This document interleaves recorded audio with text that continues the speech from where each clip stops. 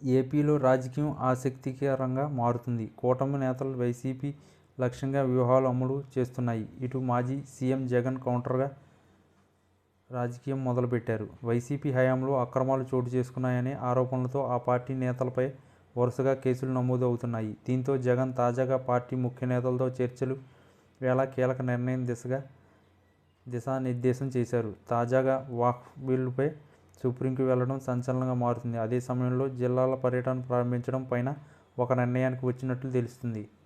ఎన్నికల్లో ఓటమి తర్వాత జగన్ కొంతకాలం మౌనంగా ఉన్నారు. అసెంబ్లీకి దూరమయ్యారు. మీడియా సమావేశాలకే పరిమితం అవుతూ ఉన్నారు. కార్యకర్తలను పరామర్శిస్తున్నారు. కూటమి ప్రభుత్వానికి సమయం ఇవ్వాలని, ఆ తరువాతనే ప్రజల్లోకి వెళ్తానని నిర్ణయించారు. కొంతకాలం క్రితం జగన్ జిల్లా పర్యటనలతో కార్యకర్తలతో మమేకమై కలవాలని భావించారు.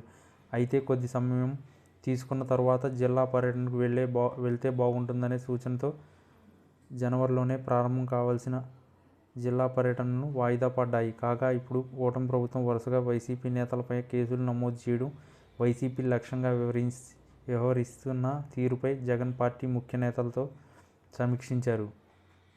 కేంద్రం తీసుకొచ్చిన వక్ఫ్ బిల్లును వైసీపీ వ్యతిరేకించింది. వైసీపీ డబుల్ గేమ్ ఆడుతుందని కూటమి నేతలు ఆరోపిస్తున్నారు. దీంతో వైసీపీ ఈ బిల్లును వ్యతిరేకంగా సుప్రీంకు వెళ్లింది. కేంద్ర ప్రభుత్వానికి వ్యతిరేకంగా సుప్రీంకు వెళ్లడం ద్వారా జగన్ ఇక రాజకీయంగా తేల్చుకునేందుకు జగన్ ఇక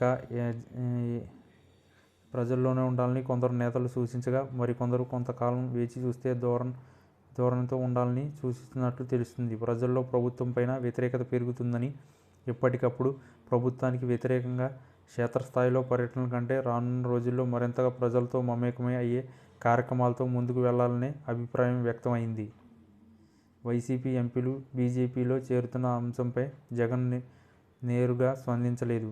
అయితే బీజేపీ ఏపీలో చేస్తున్న రాజకీయంపైన మాత్రం అలర్ట్ అయ్యారు. కూటమిలో బీజేపీ భాగస్వామిగా ఉండడంతో టీడీపీ, జనసేన తరహాలోనే బీజేపీతోనూ వ్యవహరించాలని నిర్ణయించారు. ముందుగా పార్టీ నేతలపైన కేసు విషయాలపై జగన్ ఫోకస్ చేయాలని డిసైడ్ అయ్యారు. జూన్ 2 వారం నుంచి జిల్లాల పర్యటనలు ప్రారంభించాలని సూత్రప్రాయంగా నిర్ణయించారు. ఈ సమయంలోనే ప్రభుత్వంపైన ప్రజల్లో మరింత వ్యతిరేకత పెరగడం ఖాయమని అంచనా వేస్తున్నారు. దీనికి అనుగుణంగా కార్యాచరణ ఖరారు చేయాలని జగన్ భావిస్తున్నట్లు తెలుస్తుంది.